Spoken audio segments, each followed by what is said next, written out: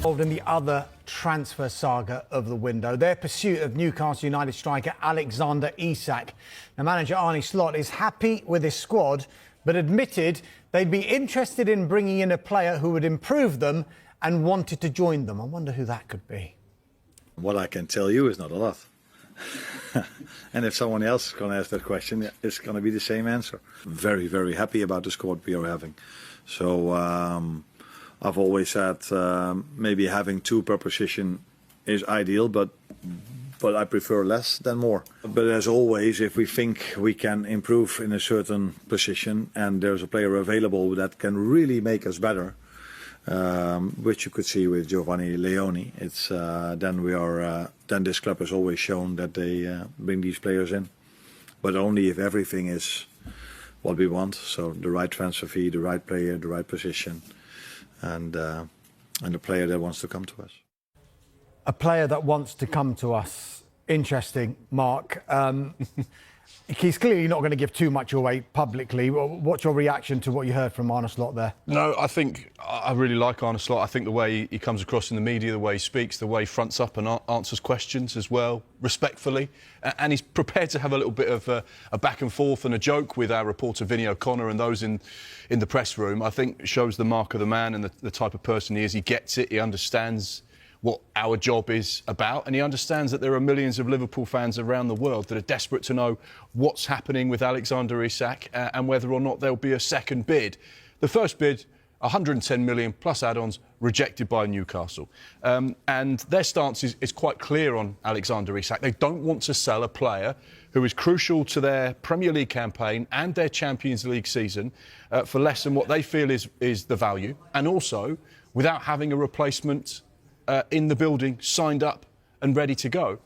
I think the key thing that I take from Arne Slot's press conference there, when he's asked about signing Alexander Isak, is, you know, another attacker.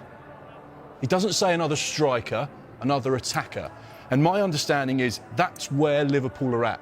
Are they comfortable with the squad they have? Yes. Would they like to add another attacker? If the right opportunity presents itself, then yes. But an attacker like Hugo Ekitike, who can play as much as they would be interested in taking Alexander Isak. But Liverpool aren't stupid.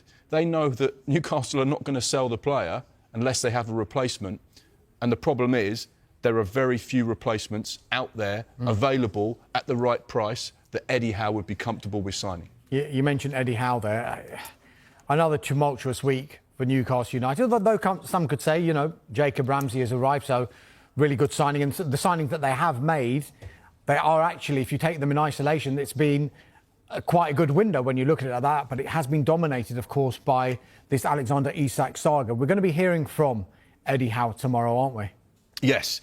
We've actually got two bites at the cherry with Eddie. He's doing his press conference at 9 a.m. in the morning.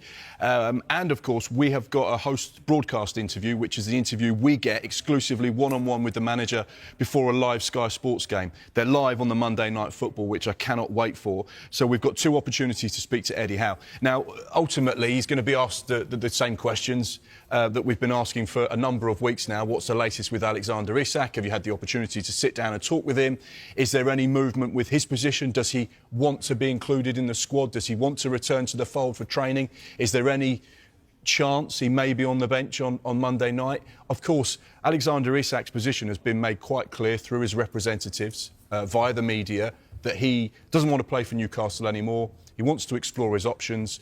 He wants to potentially join Liverpool, and he has no desire to play for Newcastle United again. However, there is a 3-year contract remaining on his current deal, and the choice isn't really his, it's Newcastle United's, and they'll decide where he goes moving forward.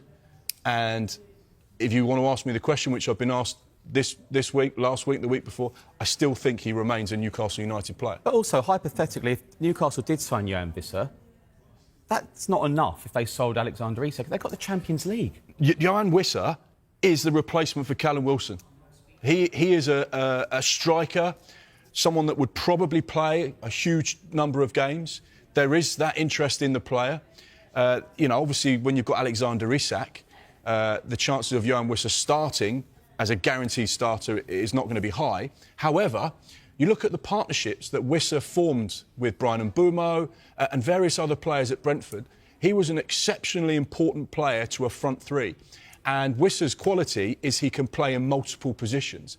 And he brings so much. And that's why Eddie Howe wants to sign him. You know, this is not just a player that, oh, yeah, he'll do. No, he's a player they've liked for some time. They've been tracking for some time.